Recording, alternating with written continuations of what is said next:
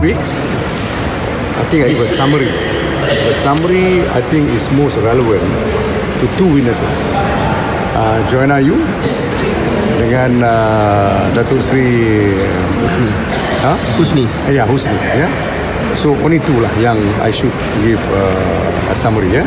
Now Joanna Yu, sebab benda tu dah lama, let me take you through just 8 points. First, I think Joanna, we have proven, takes instruction from Jolo. For SRC, Gandingan Mentari, and also Datuk Sri Najib punya account. All transaction in all these three areas, she takes instruction from Jolo, although Jolo is not a person authorized to deal with this account. In the case of Datuk Sri Najib, it was only Nik Faizal. But we prove about this. That's number one. Very important. Number two, whenever contact with SRC or Gandingan Mentari and Nik Faizal, she said she made this contact. It is clear that she was saying that these were formalities, because the real contact and instruction she took from Jolo. These others were just formalities. Now then, SRC and Gandingan Mentari, from a financial standpoint, effectively under Jolo's control. Through, and I use this strong word, through the cohorts of Terence Gay and Nik Faizal. Number four, the modus operandi, the MO, used to shuttle the monies from SRC, Gandingan Mentari, via scan instruction letters bearing signatures which are all not original, they are scanned, purportedly belonging to Dato' Suboh or Nik Faizal, or rather and Nik Faizal, wherein originals are only given after the fact. You know, this original, when they arrive, they do not reflect mirror image of the scan copy, which is highly suspicious. And sometimes they don't even arrive at it. So in that aspect, the bank is also have got problem. How come you don't wait to get the original?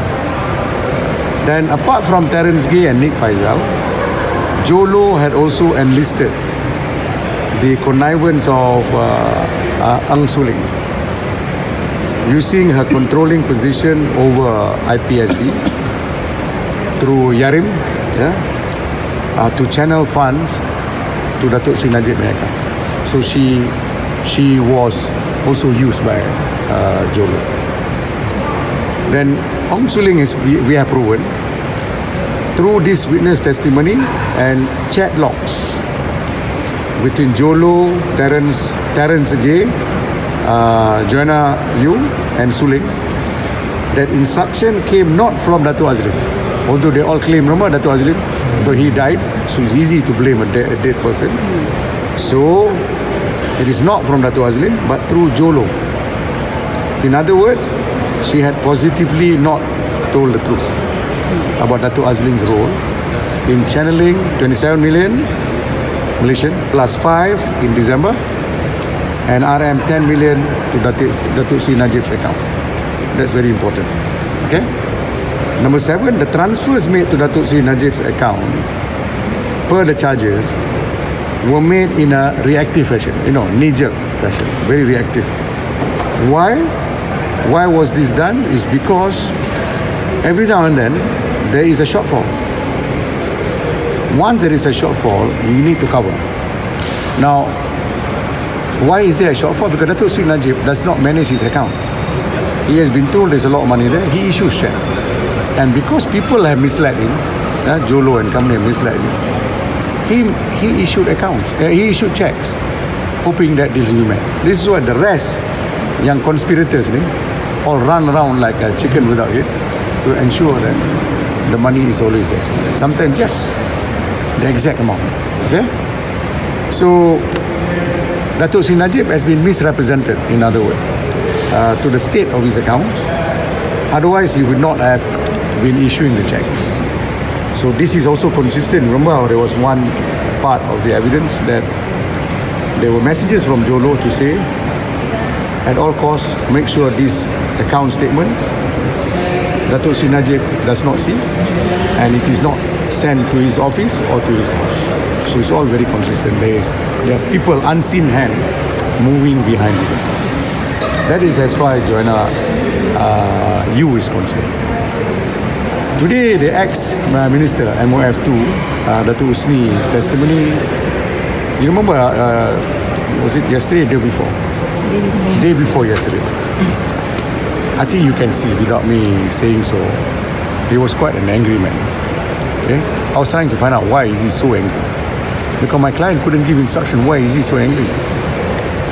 So could it be just because he had to resign because he's being moved to another ministry? But even then, I don't understand. Everybody move. You rotate in order to get experience. That's how you become Prime Minister. That's how you move up. But he seems to be, in spite of 7 plus 2 years in Ministry of Finance, he wants to remain. So I think his testimony indicate he was angry about that.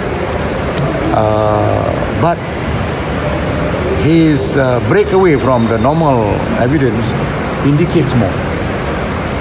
Then we found out that he thought Datuk Najib was behind this woman in his office who finally lodged a report to the police that she was sexually harassed.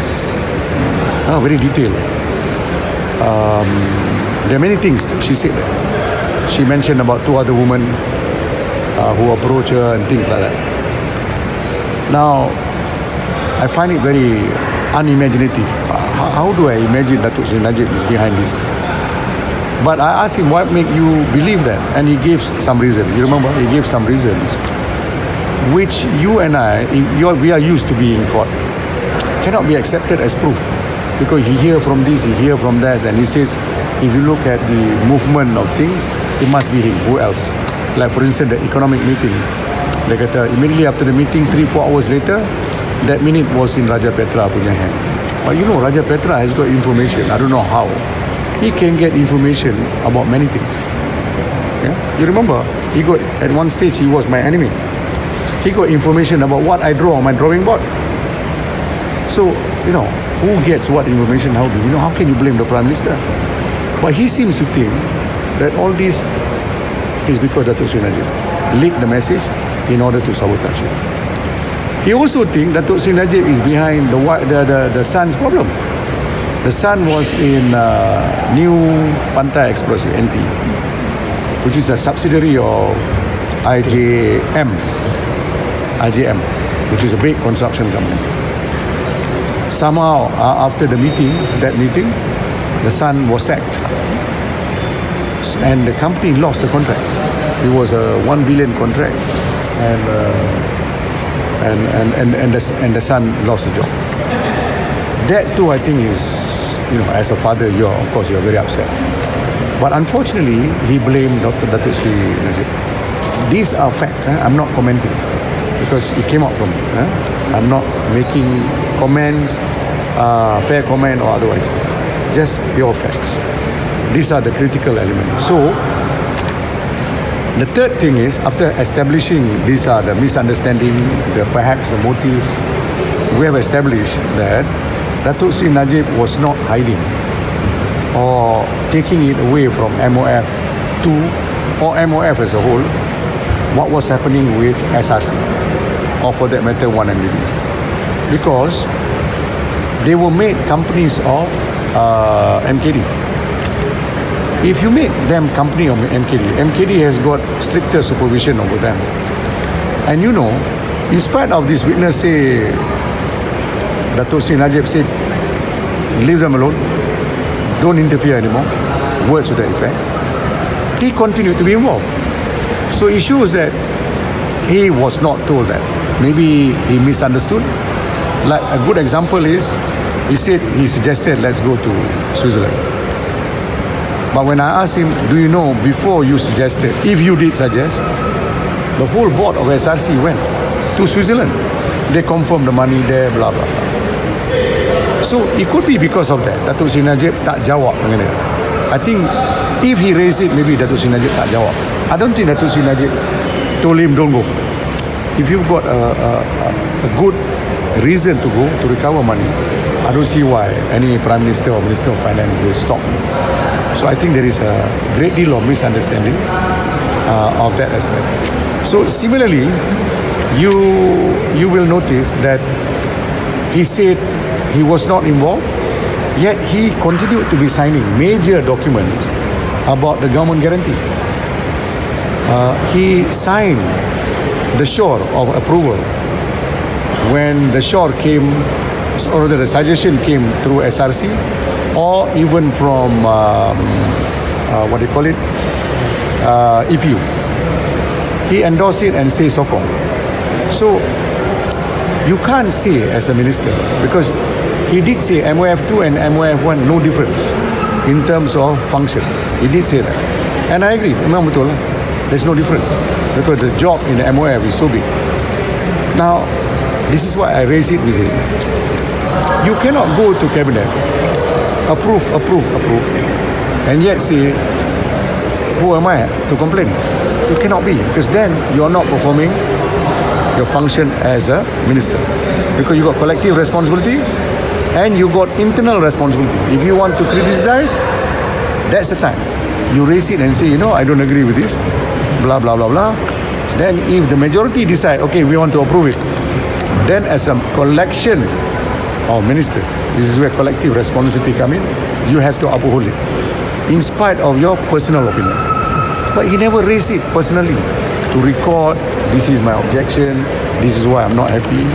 And we have also established not one single document that he has given to MOF, in particular Datuk Seri Najib, to put his views, to put down his views about certain unhappiness or dissatisfaction. He's never put down there. So as a minister, we adopt Westminster policy. Okay? We adopt the English policy. Collective responsibility, individual responsibility. You resign if you are not happy. Remember all these things. You cannot continue to be a Malaysian mentality.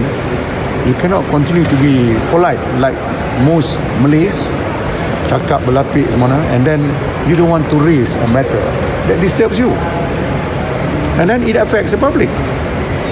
So this is why I said you've got all the opportunities, so you should raise it. Okay, these are the facts that happened day before yesterday and today.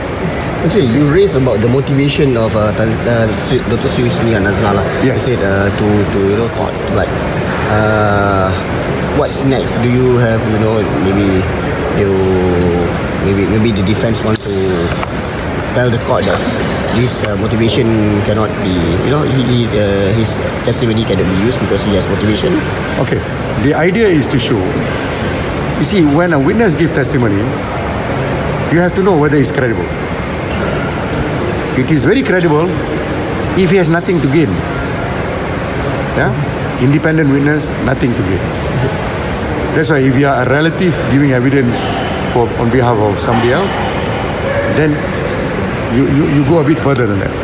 But if you have motive to implicate Najib, and we show 3 motives, so the judge must view his testimony in that context. Firstly, one question about the note that you raised. Allegedly, a note from Dr. Sri Husni. Yes. To the cabinet minister. To a sitting cabinet minister then, yeah. Minister then. So, will you call him up as a witness? If necessary, we'll call. If necessary, we'll call the witness. But I'm happy enough, he said, I can't remember. See, if you don't do that, how can you say I can't remember? This is a serious threat, Serious threat. How can you not remember? Sorry, the message was sent to then cabinet minister. It was text. A text message. Text message from him. Yeah. And I quoted verbatim. 2016. Right after. 2016. After the resignation. Yeah, around there. Yeah. Around there. So it shows, that I've just exposed 1%. I can do 3, I can do 5, I can do 10. But instead I can do 100% exposure. So that's another motive. That's the cream lah on the cake. Okay? Okay, alright. Alright. Thank you. Thank you. Thank you.